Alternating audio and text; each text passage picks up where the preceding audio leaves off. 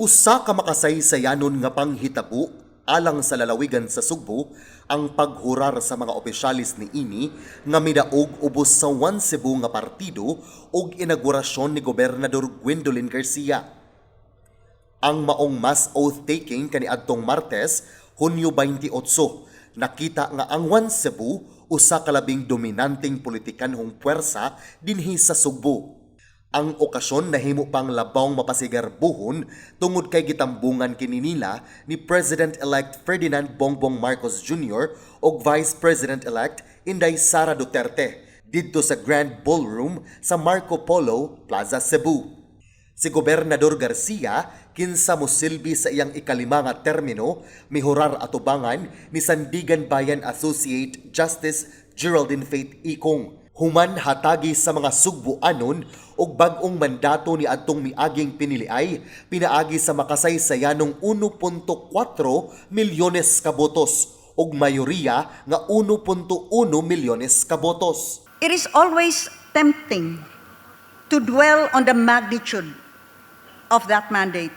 It is, after all, unprecedented in the history of Cebu politics and perhaps even in Philippine politics. But I believe instead that as public servants, we are called now to discern and forthwith give life to its meaning. The meaning is clear. The Cebuano people approved of One Cebu, not so much the party as the unity. And united, we showed the world what we could do even in the face of unimaginable challenges and difficulty.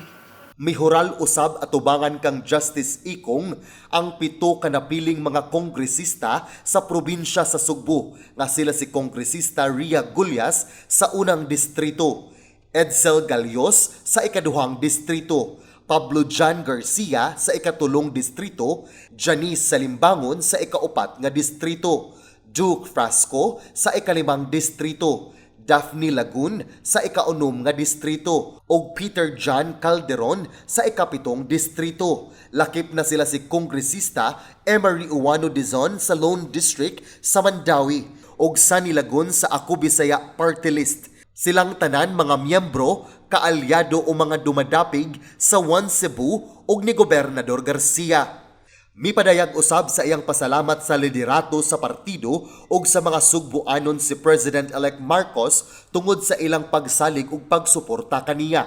Si Marcos kinsa giendorso sa partido nakakuha og 1.5 milyones ka botos dinhi sa Sugbo niadtong milabayng piniliay.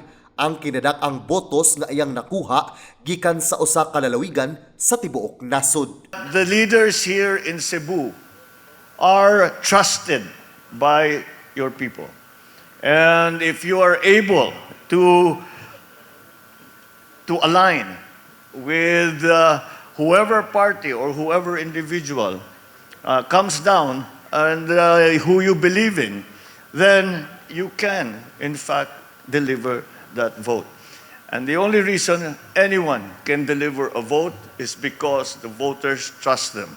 And the voters trust them because they know that those leaders bring good things to their community, that they have been effective, that they have worked hard, and they have performed well. Nanumpa usab sa ilang mga katungdanan atubangan ni Gobernador Garcia ang 14 ka mga bukal sa Hunta Probinsyal ug mga mayores, bise-mayores ug mga konsihales sa 44 ka mga lungsod ug dakbayan sa sakop sa lalawigan.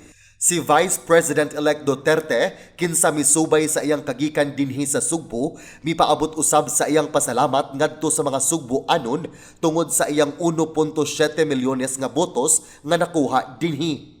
I cannot promise that I will always be here sa mga malipayon ninyo nga mga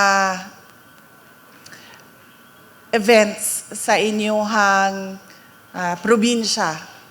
Pero I can promise that I will always be here sa mga kaguol o kasakit ninyo na mga moments. Which of course, God forbid, we pray that it will never happen in the next 6 years. Pero mao ka na ang saad nako sa inyo ha, sa inyong kaguol ug kasakit.